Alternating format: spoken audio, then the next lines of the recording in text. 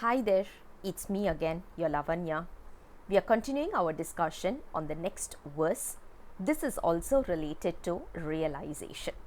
Verse number 48. Sendru ivan தாள் ஒன்றில் சிவபூரணம் சிதையும் அன்றி அவன் தான் ஒன்றும் எனில் அந்நியமாம் இன்று இரண்டும் அற்ற நிலை ஏதென்னில் ஆதித்தன் அந்தன் விழிக்குற்றமற நின்றது போல் கொள். Today's verse is a very logically proven kind of a verse.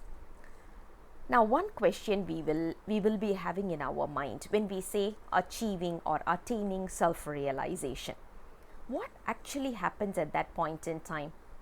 We are not supposed to say soul is reaching out to the Almighty in order to get realized.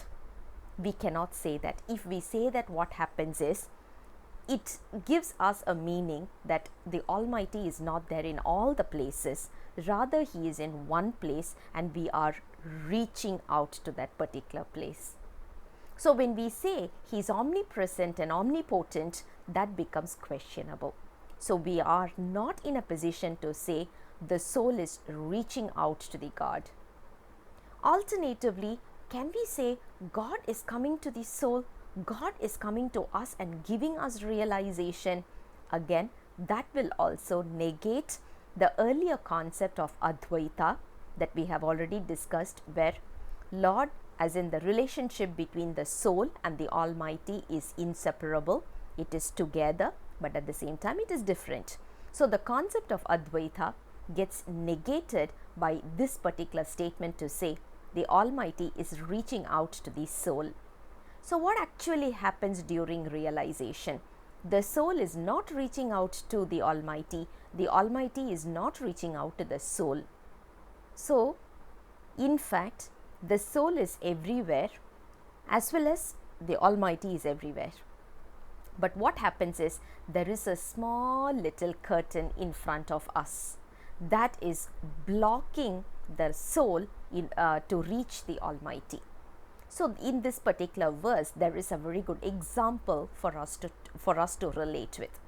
The example that is given is, if you look at the sun's rays, it is there without any difference, it is always there.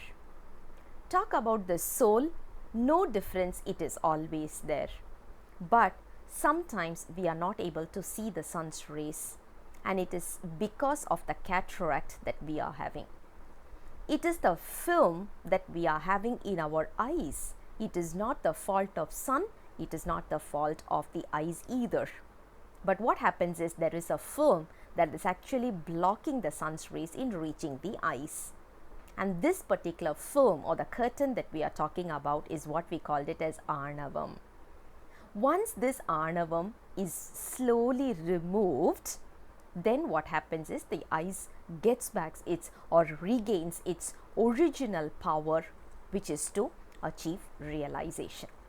This particular verse is a very logical and at the same time proven based on, we call it as epistemology.